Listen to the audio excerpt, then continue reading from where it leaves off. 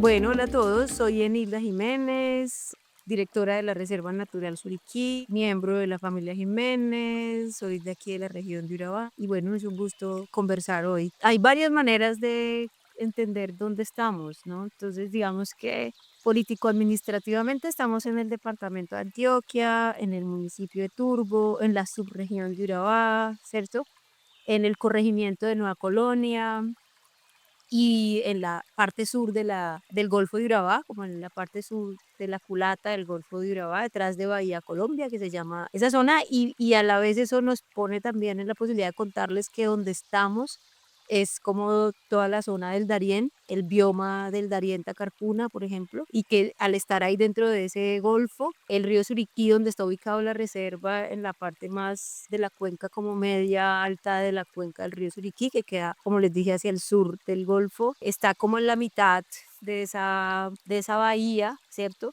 Pero a los lados del río Suriquí, de la reserva, corre en el occidente el río Trato y en el oriente el río León, y nos rodea la cordillera de la Vive y la cordillera del Darién, y estamos conectados, digamos, a toda esta mega cuenca del Golfo que conecta Colombia con todo, con el Caribe, con el Pacífico, con los Andes, con los océanos, con otros países, en fin. La reserva está ubicada en un lugar muy estratégico en la zona del Darién, que es la zona más norte del Chocobio geográfico, que alberga el 10% de la biodiversidad del planeta.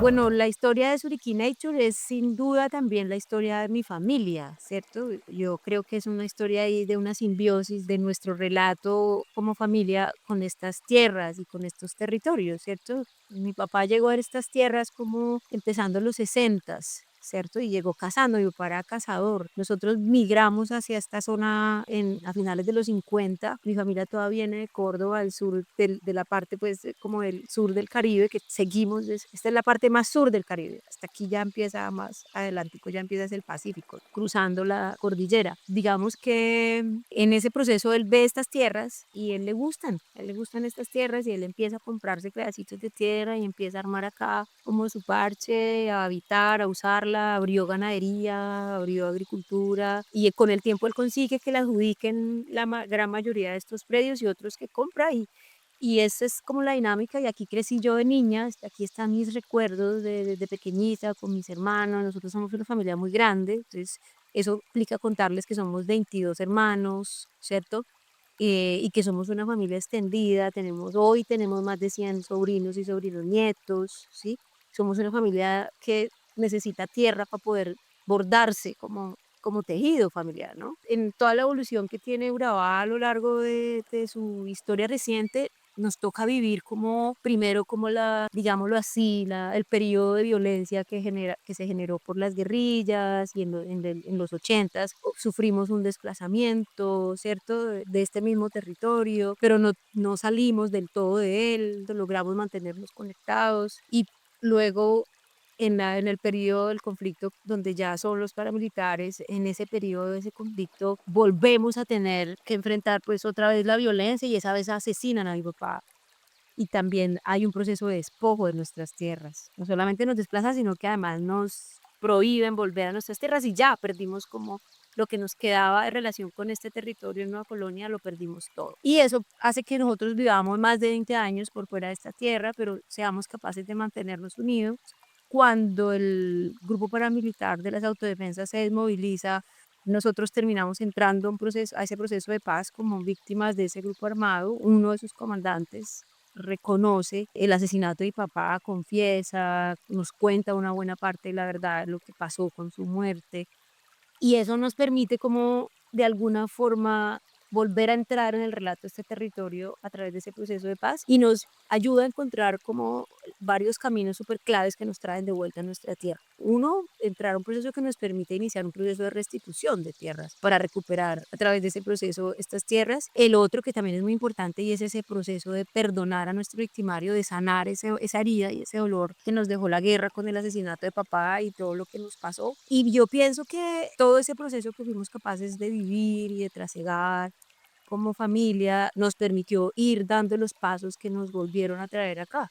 Cuando ya nosotros supimos que aquí ya no habían pues lugartenientes de ningún grupo armado y que podíamos venir, empezamos a botear e iniciamos el proceso de restitución de tierras y hace 5 años creamos la reserva y antes de crearla pasa algo muy importante y es como lo que hace el clic final para que esto se vuelva reserva, porque no pensábamos cuando estábamos en Justicia y Paz gestionando nuestro retorno para acá que íbamos a hacer una reserva natural. Eso no fue como llegamos acá, llegamos como, bueno, ¿qué vamos a hacer? Y pues éramos ganaderos, éramos bananeros, ¿cierto? Y estando acá nos encontrábamos que buena parte de los potreros estaban llenos de bosques de 20 años de edad, con doseles de 12, 14 metros de alto, que habían un montón de jaguares, de bichos, de seres que ya habíamos visto, pero ya éramos, a uno lo cambia la vida. Y en ese proceso tenemos que entrar a una discusión fuerte porque mis hermanos dicen como, no, para que la ganadería aquí funcione toca abrir otra vez más potrero porque el que nos dejaron es muy poquito, las vacas no nos caben ahí, eso no nos va a dar rendimientos. Y entonces eso implica enfrentarnos a la decisión de talar una buena porción de bosque, ¿no? Y eso movilizó muchas cosas, eso generó muchas tensiones, también porque los jaguares eran una amenaza para las vacas, en fin, y como esa postura histórica de tomar retaliación o de no considerar ninguna cosa para tumbar una selva, ¿no? De hecho, papá se dedicó a eso mucho tiempo. Venimos de esa matriz, finalmente. Y eso generó un conflicto muy grande, pero nos llevó a una reflexión que yo creo que fue lo que nos dio justicia y paz, lo que nos dio el perdón, lo que nos dio ese proceso que vivimos y fue tener como el pequeño microespacio de tiempo y de conciencia en el que finalmente ahí nos pudimos preguntar si ir a tumbar ese bosque no era hacer exactamente lo mismo que nos habían hecho a nosotros, a otros, ¿cierto? Es decir, en algún punto fuimos capaces de conectar lo que habíamos vivido nosotros con lo que le íbamos a hacer vivir a los micos, a los jaguares, a todos los animales que viven en esa selva, y era desplazarlos. Nosotros íbamos a producir, a reproducir un acto de desplazamiento contra otros, de despojo de otros, ¿no? Y mi familia fue capaz, así en medio de una noche aquí, creo que yo lancé esa pregunta y les dije, ¿ustedes son conscientes de eso? De que básicamente vamos a hacerle a eso, nosotros sabemos eso que se siente. Entonces yo quisiera saber si estamos tranquilos con eso, si no nos duele, si no nos importa, si eso no nos afecta. Y pues si eso no nos afecta y toca que mochar, pues mochemos, ¿no? ¿Qué vamos a hacer? Yo no puedo mandar sola en un negocio de 20 personas. Pero eso fue como magia, eso fue la magia, o sea, eso fue como nadie pudo levantar una sola palabra para decir, sí, sí, vamos a seguir con esta idea de mochar. Entonces después eso fue listo, entonces ¿qué vamos a hacer? Si no nos vas a dejar, si no vamos a poder mochar el bosque para hacer vacantes, diga qué vamos a hacer. Entonces yo venía a trabajar en varios proyectos de Naciones Unidas, en el proceso de paz que se firmó con la ex-FARC-EP, ¿cierto? De estas vainas, de turismo, de proyectos regenerativos, y les dije eso por allá, yo estaba por allá en Caquetá y allá estaban funcionando cosas de estas, yo creo que por ahí es el camino, empecemos a mirar. Y ahí logramos armarnos como de algunos recursos ahí propios y conseguimos contratar una caracterización biofísica. Dijimos, bueno, pero entonces sepamos qué hay acá, ¿cierto? Y contratamos una evaluación biológica, biofísica de este lugar, y cuando eso se hace y vienen los biólogos, los ecólogos, los botánicos, y al cabo de unas semanas nos muestran lo que vieron acá y uno ve que nos dicen, no, es que aquí hay 16 bichos que están en riesgo de extinción, aquí hay jaguares y aquí hay 3 primates que es mejor dicho son la cosa pues los titins que apenas hay como 6.000 individuos en todo el planeta que quedan y son súper endémicos y hay una rana rarísima y eso, mejor dicho, hay una culebra así, hay un pájaro asá que solo está acá, que eso es súper endémico y la gente paga plata por ver ese pájaro. Nosotros éramos oyendo todo eso y bueno, claro, había unas zonas deforestadas, otras zonas con bosque, otras zonas ahí restaurándose. Entonces, claro, cuando nos muestran esa composición de todo eso, ellos también dicen, pero esto vale, esto también vale. Y eso fue lo que nos llevó, o sea, a construir Suriquí, ¿no? Como, además, porque yo creo que también nos pudimos como reconocer en eso, es decir, ver ese montón de seres que también estaban en riesgo de desaparecer, de cierto, de no tener hogar, de no seguir habitando el planeta, también árboles, también plantas, ¿no? De alguna manera eso también nos hizo sentir que compartíamos eso, porque cuando uno sufre el desplazamiento forzado, uno lo que sufre es un profundo desarraigo, uno lo que siente es que alguien no quiere que existas, uno lo que siente es que hay un relato que te quiere borrar, ¿no?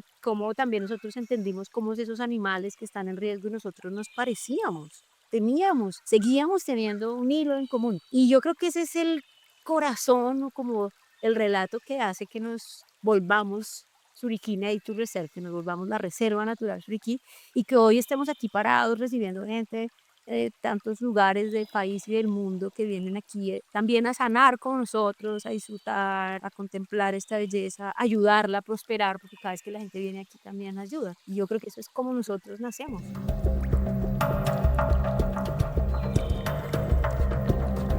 Si este mensaje está resonando y quieres que más emprendedores rurales como tú encuentren estas herramientas, detente un segundo, dale me gusta, suscríbete a nuestro canal y comparte este episodio con el vecino o con el líder comunitario que está buscando emprender y hagamos que la voz del campo llegue mucho más lejos. El jaguar nunca se fue, el jaguar nos esperó, el jaguar aquí nos estaba esperando y además hoy es nuestro maestro. Yo creo que el jaguar hoy es como una guía para nosotros muy grande, nos enseña mucho. Lo que nosotros entendimos cuando entendimos su papel, entendimos que cuidarlo a él era cuidar toda la selva, entendimos su papel como especie de sombrilla, especie, ¿cierto? Generalista también de estos ecosistemas. También nos dimos cuenta de que no necesariamente todo el mundo pensaba lo mismo, que los vecinos sí seguían, digamos, pensando como nosotros antes, ¿no? Que si se come la vaca se mata, que se tala sin miramiento, ¿cierto? Y entonces, claro, y además la gente venía a cazar, como la reserva estaba deshabitada, entre comillas, ¿cierto? La gente la usaba para cazar y entonces nosotros empezamos un proyecto que hicimos con una pequeño auxilio que nos conseguimos en un concurso con la gobernación de Antioquia y creamos un sistema de monitoreo comunitario de fauna. Nosotros lo que hicimos fue conseguir tecnología, cámaras trampas, computadores, tablets, empezar a mirar cosas como iNaturalis, eBird, como tratar de conectar lo tecnológico que ya conocíamos que le permitía no solamente a nosotros, sino a las comunidades tener un nuevo ángulo para entender el lugar donde vivían, donde vivimos, ¿cierto? Y nos inventamos esa vaina y se unió la Universidad de Antioquia, la gobernación, entidades ambientales locales, unas ONG locales y armamos ese proyecto para formar a los muchachos en turismo comunitario, en guianza básica, ¿cierto? En pajareo, empezamos a invertirle como que la gente pudiera crear unas nuevas gafas a ver su casa, ¿cierto? Y sobre todo para llegar a un acuerdo al que llegamos amorosamente, empáticamente, y era no cazar aquí, no cazar en estas 400 y pico hectáreas que tiene Suriquí, ¿cierto? Y ese fue nuestro primer proyecto casi como clave para generar arreglos y generar como conectividad y corredor para cuidar a los animales, no solamente dentro de la reserva, sino fuera de la reserva y sobre todo para entender una cosa que hoy la gente dice. Hoy la gente dice, sí, es verdad, un jaguar vivo puede generar más ingresos que un jaguar muerto. Un jaguar vivo me hace que yo pueda tener, ¿cierto? Una visibilidad, un liderazgo, ¿cierto? Un relato también muy inspirador que contar y lograr que mucha gente quiera venir aquí solo porque esta es la casa de varios jaguares, ¿cierto? Y que además los puedes ir a ver en las estaciones de monitoreo cuando pasaron, a qué hora pasaron, si pasaron solos, si pasaron con la hembra y el macho, si pasaron con bebés. Ahorita estábamos justo con este equipo de gente que está aquí haciendo coaching, experiencia de coaching, y acabamos de ver como 3 jaguares distintos, ¿cierto? Y eso es muy sobrecogedor, realmente bello. Y ese es un elemento clave y es como a través del turismo, por ejemplo, estos pelados que antes cazaban y que tenían prácticas un poquito normales, porque estas comunidades también viven de la selva, ¿cierto? De hecho nadie puede prohibirles que cacen para comer, pero hacer acuerdos como este, ellos pueden cazar afuera, ¿cierto? Pero también al final ellos han ido aprendiendo que pues, un jaguar uno no se lo come, ¿para qué lo mata?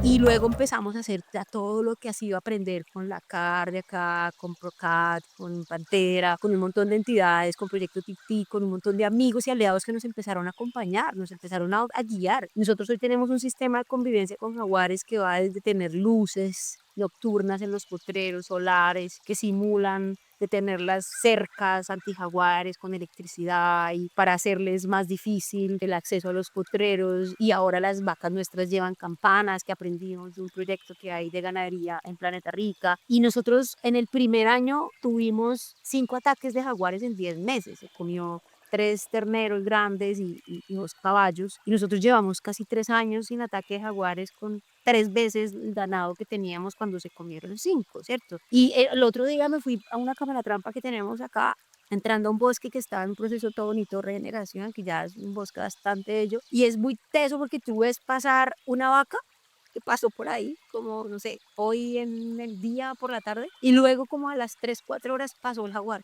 Entonces tú estás viendo que el jaguar no está pensando, su intención primaria es comerse una vaca porque es que eso es una presa muy dura de matar, ¿cierto? Es un animal que no está en su dieta natural. Eso es la cantidad de energía, o sea, cualquier depredador siempre va a querer ahorrar la energía. Es como cuando uno ve las chitas cazando, ¿cierto? Allá en la estepa, pues, del Masai Mara en África, que eso lo vemos más, ¿cierto? Y vemos cuando ella fracasa y vemos esa relación de gasto energético hasta que ya llega la comida. Es lo mismo, o sea, para un jaguar no tiene mucho sentido ponerse a matar vacas a la loca, ¿cierto? Él le gusta sus ainos, sus jabalí, sus guaguas, sus capibaras, él tiene sus presas naturales. Y si yo cuido la alacena del jaguar, ¿cierto? Si yo negocio para que estas 400 y pico hectáreas sean su alacena, esté llenita, ¿cierto? Esté llena de, como uno tiene la nevera llena de comida y esa es la nevera del jaguar, eso es como lo que nosotros decimos, ese es el refrigerador del jaguar y hay que mantenerse, lo vea, llenito de comida fresca, rica, gordita y sabrosa, porque si eso es así y además le ponemos obstáculos para que venga a ver la vaca, él no viene por mi vaca. Y esos son 3 años de prueba empírica real de que así es. Aquí hay decenas de terneros ahora y hace mucho tiempo que el jaguar no se le come un animal, ¿cierto? Y esa es una alegría porque yo siento que él ya, yo digo a la gente que a mí la graduación en la decisión y en el compromiso y en la vocación de conservación, realmente quien me la edificó y quien me dio el diploma fue el jaguar, no el ministerio ni Corpuraba, me la dio fue el jaguar, porque el que me puso los peores obstáculos, el que me puso a prueba, el que me dijo, ah, sí, va a conservar de dientes para afuera o va a conservar así le mate la vaca o a ser capaz de honrar su palabra, porque de eso es lo que se trata. No es una tarea fácil.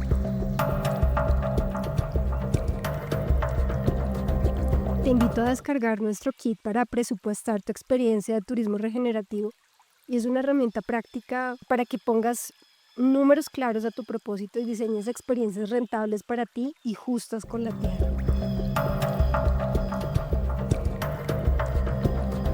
Pues yo pienso que acá la manera como la gente ha venido como logrando incorporarse como la cadena de valor del turismo ayuda mucho, ¿cierto? Porque van pillándose otras cosas, el trabajo de difusión, el trabajo educativo. Y yo creo que además de eso, la vida de estos territorios no es relatable sin la vida de las comunidades que los han habitado siempre. Yo soy de las que cree que lo ecológico es también el relato de lo humano y la naturaleza, ¿no? Eso no está separado. Para mí la conservación no es que nadie toque o nadie vaya a una selva y que los humanos jamás toquemos la naturaleza. Creo que los humanos hemos moldeado la naturaleza y la naturaleza nos ha moldeado a nosotros. Y yo creo que estas comunidades tienen un conocimiento profundo. Mire, aquí hay muchachos con los que yo trabajo de allí en la vereda que son cazadores y eso uno va por el bosque con ellos y ellos me han enseñado a saber qué primate está cerca solo con el olor. Ellos saben si una serpiente está cerca con el olor. Ellos se saben los nombres de cada árbol, ellos se saben las señales de todo. Ellos tienen esta selva adentro y yo también, solo que por 20 y pico de años se me fue, pero ellos me ayudaron a reconstruir mi vínculo con este territorio cuando me fui y volví. Yo vivo tan contenta de que el saber que ellos tienen, aquí vienen las universidades a hacer inventarios botánicos y es chistoso porque los pelados que no han hecho la primaria son los que le cuentan a los pelados que están estudiando biología cómo se llaman los árboles. Y yo digo, puchica, este va a tener un cartón de biología y este ni siquiera va a ser bachiller, pero este es el que verdaderamente sabe cómo es el bosque, qué injusto. Pero bueno, ahí vamos, ¿cierto? Yo sí creo que estas comunidades tienen, Dios mío, tienen un saber, un valor, son además pueblos con estas características de los pueblos anfibios, que entienden los ritmos del agua, que entienden esas dinámicas, que están inscritos en estos ecosistemas. O sea, voy a decir una palabra terrible, pero son activos reales, son gente que tiene una capacidad, es todo aquel como yo que tenga la capacidad de sentirse en casa en esta selva es vital. En cambio, el que no la habita y la ve desde afuera, pero la quiere convertir en muebles, ese es el problema, ¿cierto? El que desde afuera la mira y quiere llevarse el germoplasma y quiere saquearle las cosas, pero jamás es capaz de pararse aquí y amarla, ¿cierto? Y volverla a su hogar, ¿cierto? Las comunidades que habitamos en la selva somos sus cuidadores. Somos sus cuidadores. Ahí es donde todo empieza como a generar un balance, ¿cierto? Y es que el haber construido una base científica de este lugar, ¿cierto? Su caracterización, empezar a desarrollar una agenda relacionada con el conocimiento técnico y científico de este lugar, lo que ha permitido es tanto lo que contiene este lugar, ¿cierto? Pero también ese saber de esas comunidades a ponerlo en valor. Yo creo que la ciencia, nosotros si no tuviéramos un plan de manejo, una caracterización, una línea de base botánica, un escaneado el dosel y los mamíferos que acá, ahorita vamos a empezar el portafolio de teología, vamos a empezar a hacer todo nuestro relato teológico con la Universidad de Antioquia, cuando estudiábamos el manatí, cuando hicimos censo de tití, ¿cierto? Cuando empezamos a desarrollar todo ese trabajo con la gente de, bueno, cuántos jaguares es que son, cómo es que se individualizan, es que este se llama corazón porque hay uno que tiene una mancha que es en forma de corazón, un corazón hecho como, yo digo, este jaguar, ¿quién lo pintó? ¿Quién me le tatuó ese corazón? Y así se llama, ¿no? Así se llama el man, y corazón para arriba y corazón para abajo. Pero tú ves que ahí lo que empieza a funcionar, entonces un pelado acá que sabe que es el pájaro se llama Toche, pero él ya sabe abrir un Ibert y decir que, es que además se llama Icterucephalus y no hay qué. Y entonces uno dice, puchica, cómo esos dos mundos se encuentran y estalla la magia y estalla una magia tremenda porque entonces eso que hay acá, tanto en el saber comunitario como justamente en el relato biológico que hay aquí, más la tecnología y la ciencia, lo científico, cuando eso empieza a dialogar, aquí empieza a florecer la cosa más bella. Esto entonces cómo se pone como un producto turístico, esto cómo se pone como un elemento para hacer turismo científico o para volvernos un centro de investigación o para volvernos un laboratorio de lo que quieras, o sea, en muchas formas de negocios basados en la naturaleza, de iniciativas regenerativas. Todo lo que empieza a abordarse ahí es un universo entero de cómo la ciencia ayuda a una comunidad que, por ejemplo, ha cazado la tortuga Trachemia medemi, que está ya casi amenazada, como loca, y entonces ahora dicen, ay, sí, no es que no puedo cazar las hembras, yo ya sé cuáles son las hembras reproductivas, cha. Sí, un clic en en la ciencia con un saber del otro, dice, pues puchica, entonces los capibaras que están así son los que, y cuando el bocachico está subiendo es que va a desovar, entonces lo cojo cuando ya desobó. O sea, entonces tú conectas esos dos mundos y este man que ya sabía sabe más y empieza a ser un factor determinante en tomar decisiones de aprovechamiento más inteligentes y más conectadas a los ciclos vitales del lugar y asimismo ayudarle a este lugar a prosperar más en términos de su restauración, ¿cierto? Eso es una maravilla. O sea, y entonces, que ¿por qué no veíamos el manatí y ahora cómo se puede ver? Y ahorita estamos monitoreando Trachemia medemi con el Instituto de Investigaciones Ambientales del Pacífico. Ahorita estamos haciendo un proyecto de monitoreo y de otra rhinoclemis, de otra cajita, una tortuguita, y entonces uno ve que los tortugueros que vivían y le cuentan, no, es que nosotros aquí cogíamos 500 icoteas. Y ellos ya saben, por ejemplo, que claro, se pueden comer la icotea, pero tienen que escogerla, comerse la que hace menos daño en el ciclo reproductivo del animal, pero además saber que ya no la pueden ir a vender, que no deben vivir de vender la icotea, ¿cierto? Eso también son otras decisiones porque el delito está en eso. No es que te la comas, el problema es cuando ya quieres coger, ¿cierto? Una población así, irte para apartado a vender icotea, pues además te coge la cara y te pone una multa. Entonces ahí todo va confluyendo y vamos volviéndonos desde esas orillas más conscientes, mejores gestores de un territorio como este. Aquí el turismo tiene varios elementos. Lo primero es entender que el turismo es el medio, pero no es el fin. Eso es una cosa clave para nosotros. Es decir, nosotros hacemos turismo porque es una manera de lograr los objetivos de la reserva. ¿Cierto? Porque si tú no tienes unos objetivos, te enloqueces. Y luego lo otro es que la base de operación de todo este modelo es comunitario. Es decir, aquí el turismo que viene pues nunca puede ser masivo porque vienen a vivir aquí conmigo unos días. Y yo vivo acá y mi familia vive aquí, las comunidades viven acá. Entonces eso no es como que uno tiene un hotel que puede llenar de gente hasta que se llene y estalle y ya, ¿cierto? Y aquí como estamos también aislados, estamos a 2 horas de un centro poblado, yo aquí produzco la energía, produzco el agua y eso genera una capacidad de carga así. ¿Cierto? Yo cierta cantidad de gente, cierta cantidad de días no la puedo sostener con la capacidad de producción de agua que tengo o de electricidad que tengo, ¿cierto? Entonces, primero, la manera como vivimos acá pone sus propios límites. Y cuando empezamos a hacer turismo, el turismo fue muy clave porque, mire, el río Suriquí, nadie sabía de él hace 3, 4, 5 años. Usted decía, el río Suriquí, ¿qué? ¿Río Suriqué? Y aquí mismo en apartado los pelados de 11 de cualquier colegio no sabían de vainas, sabían que el atrato desembocaba acá y que alguno conocía al León, pero nadie conocía el río Suriquí. ni que además éramos un corredor de jaguares como el que somos en este momento, puede ser, y siempre lo hemos sido. Entonces, primero yo creo que el turismo, cuando empezaron a llegar influencers, grandes personalidades, extranjeros y los locales, porque también hemos hecho un esfuerzo para que los locales vengan, es generar una masa crítica, ¿verdad?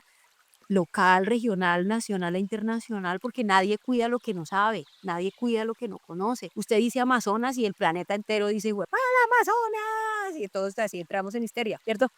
Pero usted dice Suriquí, como, ¿y qué es eso? ¿Qué es eso? A nosotros el turismo nos ha ayudado a poner a Suriquí en la agenda. Y cuando pones a Suriquí en la agenda, inevitablemente pones el Atrato, pones el León, pones, cierto, toda esta cuenca, pones el Golfo, y eso ha sido reclave y el turismo nos ha ayudado muchísimo a eso. Y también el turismo ha ayudado a que la comunidad local diga como, uy, ¿cómo así que está aquí? Los gringos acá fascinados y a mí eso me da igual, ¿cómo así que, cierto? Eso le ha generado a la comunidad una nueva revalorización de su lugar, de ellas mismas, de su propio relato, de su propia valía, de su propia belleza. O sea, yo también creo que el turismo nos recuerda a las comunidades lo valiosas que somos, lo singulares que somos, lo bellas que somos y lo mucho que tenemos que cuidar esa autenticidad. O sea, este turismo tiene sentido en cuanto que podamos seguir siendo quienes somos, que no nos transforme, que no nos vuelva a generar ningún tipo de desplazamiento, porque uno también puede tener un desplazamiento cultural, o sea, te pueden arrebatar tu cultura, ¿cierto? Tu identidad, a veces hasta sin sacarte tu tierra, ¿sí?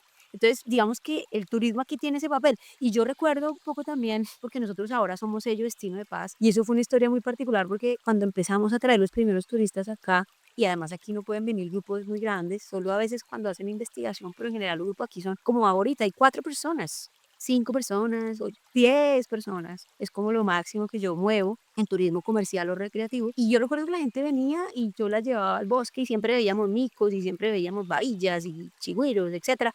Y la gente llegaba así toda contenta al bosque y al final cuando se iban a ir preguntaban, y bueno, ¿y ustedes por qué viven aquí? ¿Ustedes, cuál es su historia acá en esta tierra? Y contábamos la historia que les conté al principio y la gente se quedaba en shock, ¿cierto? La gente se quedaba como, ¿qué?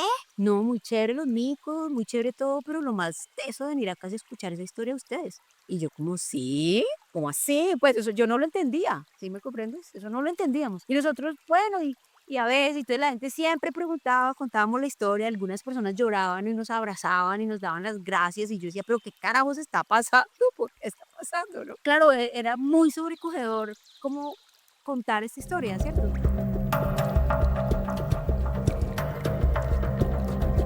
Y entonces después cuando empezamos a trabajar con Antioquia es Mágica, que por cierto nos ganamos el premio de turismo regenerativo Antioquia es Mágica, una de las asesoras de Antioquia es Mágica llegó acá y me dijo, no, es que esto es una clase de turismo y ustedes la están haciendo sin saber, y eso se hace así, se hace así, ya y tal, y claro, guionizando, ordenando todo, acordando todo, el relato, cómo se hace, lo ético, lo estético, ¿cierto? Todo en ese sentido. Y ya hoy eso es parte, o sea, no se puede contar Suriquí sin contar quiénes somos y cómo el perdón aquí y la reconciliación son el relato de todo. Incluso aquí la naturaleza todo el tiempo está hablando de eso, de la reconciliación y de la convivencia con lo distinto, de que todo cabe, de que todo opera, de que todo está conectado, de que todos estamos aquí bordados en este tejido, y que en ese sentido ese es el gesto más urgente hoy, ¿cierto? Y es entendernos como un solo tejido, como especie, pero también como planeta, también como universo o multiverso. Eso es muy bonito porque voy a usar las palabras de mis otros hermanos, porque esta es una reflexión interna de la familia también, ¿no? De todo lo que hemos aprendido. Yo hay una hermana que lo dice, ella dice por ahí en un video que nos hicieron con el menú de conservación que trabajamos Jaguar hace 2 años, y ella decía, el Jaguar nos trajo disciplina, el Jaguar nos trajo organización, ¿cierto? El Jaguar nos trajo la capacidad de entender que lo que parece que es un obstáculo en realidad es un camino de aprendizaje. Y el Jaguar nos volvió a refundar la vocación que tenemos y que siempre nos ha habitado a nosotros de seguir perdonando.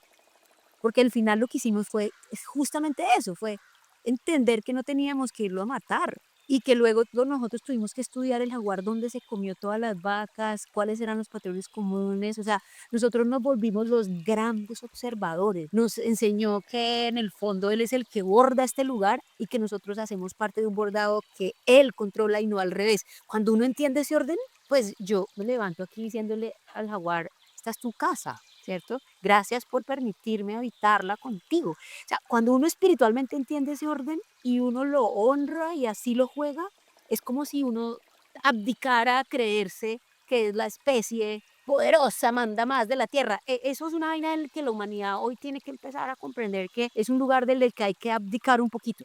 Hay que jugársela de otra manera porque eso permite que nuevas formas de inteligencia nos borden y unas en las que no, nuestro ego nos está llevando por delante todo. Uno entiende que hay unas fuerzas, entonces eso también nos ha enseñado, vamos a decirlo así, humildad, una profunda humildad, un profundo respeto por un lugar que tiene, digamos, una fuerza, digamos, y una manera de expresarse, que si uno entiende y se conecta con ella, uno puede vivir bellamente aquí. Uno puede, digamos, construir una riqueza acá. Y una cosa que nosotros hemos dicho, el jaguar nos ha enseñado algo que es como nuestro lema, y es, se puede construir riqueza basada en el cuidado de la vida. Entonces, se puede ser productivos, ser de verdad exitosos en muchos niveles, ¿sí? Y sin tener que sacrificar la vida de nadie. Yo pienso que eso es como la cosa que nos gusta decir acá.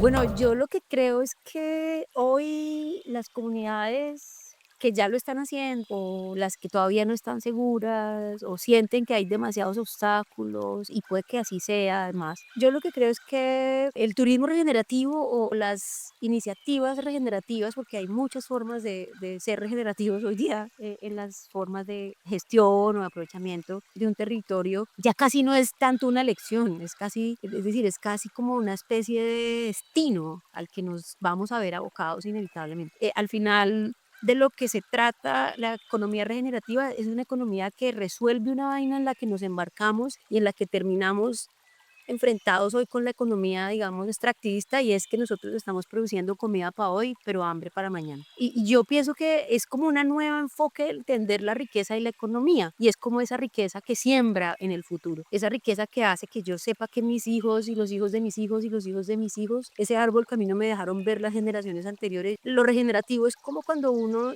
definitivamente no solamente se echa un discurso y se queja de lo que hemos hecho mal, sino que toma acciones para que eso no sea solamente una queja, sino como yo no me voy a quejar porque no me dejaron ver un catival y se lo llevaron todo. Voy a sembrar uno.